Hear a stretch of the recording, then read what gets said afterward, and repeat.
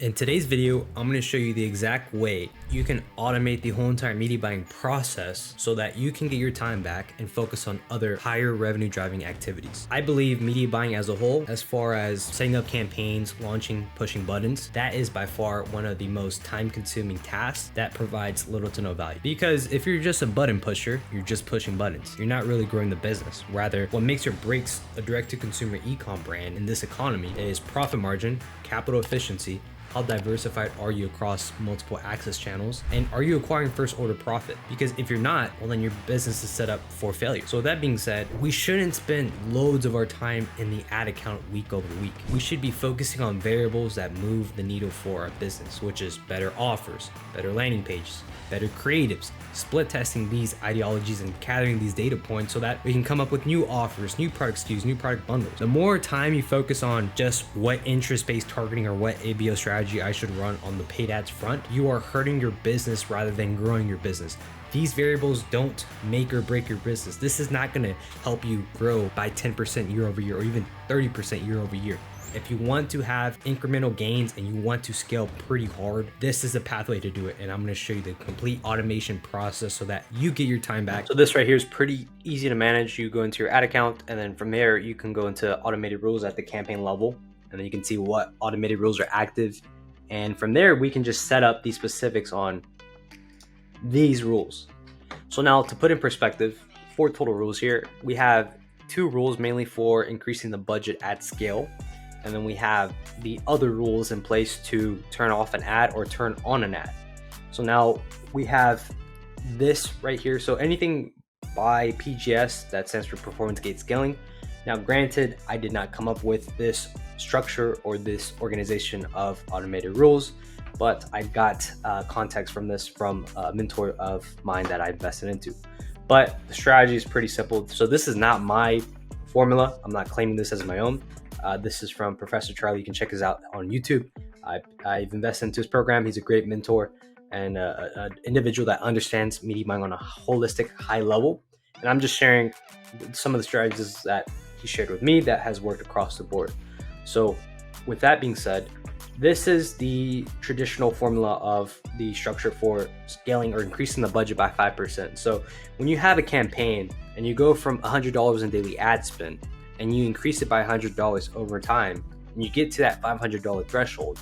From there, that's kind of the sweet spot I now want to increase my ad spend by increments of 5%, because I don't want to increase it significantly by 20 or 25%, because that's gonna cause the specific ad set to go back into the relearning phase, right? I wanna make sure that I stay out of the learning phase and my CPA is consistent, because one minor adjustment causes the algorithm to now reset the learning phase.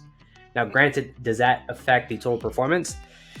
There's going to be an argument behind that of, okay, does the learning phase have any significance? But for this example's sake, we just want to make sure that we want to abide by that and we don't want to throw off the algorithm. So 5% increments, that's what I increase the budget by, or that's what I decrease the budget by if entropy is met. From here, we set up our daily budget cap at $1,000. And then from here, campaign name, I just have the hashtag here, so that whatever campaign, once that hashtag is in place, that this rule is going to be conducted, it's going to be filled. And then from there, we have our cost per purchase, whatever your CPA is, what that variable has to be within a 7-day period, right? So for example, if the cost per purchase is less than whatever your target CPA is or whatever that break-even threshold is, from there you can increase your budget and then increase by 5%. So this is why, like, okay, if our cost per purchase is smaller than 48.45, well then, based off our unit economics for this specific product, we are profitable, we can scale. Vice versa as well, we do the inverse. So now we have a threshold here of, we want to decrease the budget by 5% if the CPA is greater than 53.55, whatever that target CPA is. So if the CPA right here on our account is above 53.55, this automated rule is going to be in place to now decrease the budget by 5%. And then from here, we have the custom setup for this to run Monday, Wednesday, and Friday. So with that being said, it's okay, if for this scenario sake, our unit economics, our target CPA has to be below 53.55 to be within profit. So then I don't want to scale anything that's above the break-even line. Therefore, I want to consolidate and make sure that I can at least squeeze profit for the amount I'm spending. If I'm within profit, well, then this is where this method of increasing the budget comes into play. Now, as far as schedule, when it comes to increasing the budget, I do it from a Monday through Sunday period. I pick Monday, Wednesday, and Friday, simply put, because it's you don't want to increase the budget every single day. You want to give at least a day gap, and this right here is just works for me. I don't have any specifics on that, but Monday, Wednesday, and Friday, that's ideally when you want to optimize your accounts or make budget changes by 5%. So now we have this phase right here, which is auto optimizer. This is the factor where, let's say we have a ton of ads that have received spend but didn't break past a certain threshold, right? And for whatever reason that ad was turned off because the CPA wasn't profitable. That doesn't mean that ad is turned off forever, right? There's instances where we might want to relaunch that same exact ad and see if it, based off seasonality, you might get better results depending on certain parts of the year. So now with that being said, we have a couple of variables active, right? We have this CPA target, which is we want to hit a $48 CPA target, the 53.55 CPA threshold. So now if I do some math here, if I know, okay, my target CPA has to be at $48, and I know to get out of the learning phase, I need 7 purchases within that 7 day, or I need 7 purchases a day to get out of the learning phase. This is what I'm optimizing for. So here, ideally your budget or a creative to get the amount of spend necessary to get out of the learning phase would be, okay, if my target CPA in this example's sake is $48, right? I would just take $48 and I would multiply that by 7 because this is the amount of sales I would need in a single day to get out of the learning phase. And then from there, I'm at what? $336.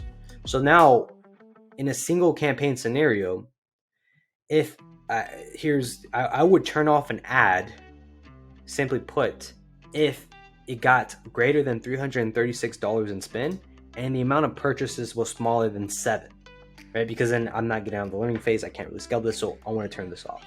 Now, granted, the way we have our ad strategy set up, an ad set is not going to get spent unless it's best for the end user. This is why we have our strategies all in a CBO environment. We're leveraging Meta's machine learning platform to allocate spend to what they deem is best for the end user so that we get cheaper CPMs and cheaper CPAs at scale. So this is gonna turn off the ad if it's spent more than whatever our break-even threshold is and it got less than 7 purchases. I want that off. Now we want the inverse relationship here, which is, okay, if the threshold, we want to turn on an ad if it spent less than $336, right? If it just spent less than whatever the threshold was, we want to relaunch that ad and give it some more time to adjust.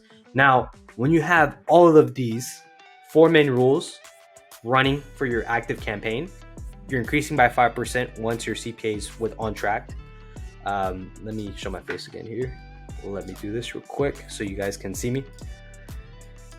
But back to my main point here, we have a rule to increase the budget of the campaign by 5% if our target CPA is met. We have the other structure of it where we decrease the campaign by 5% if we're at break even and we're not profitable because we're optimizing for profit here.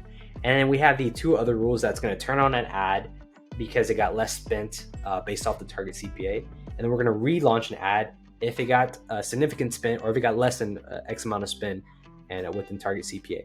But all of these rules are guiding us to scale, and this is all we need to do. So realistically, you only need to be in the ad account maybe 1 or 2 hours a week at a very maximum just to collect some new data points. And then from there, you're probably just relaunching new creative tests or running new campaigns or pushing different offers. But this is the exact strategy necessary so that you can run your company completely on autopilot and focus on higher revenue driving activities, which is better creatives, better landing pages, better offers. So with that being said, I hope you guys enjoyed this video. You can check out my protocol down below if you're interested in building in-house for an exit with your company.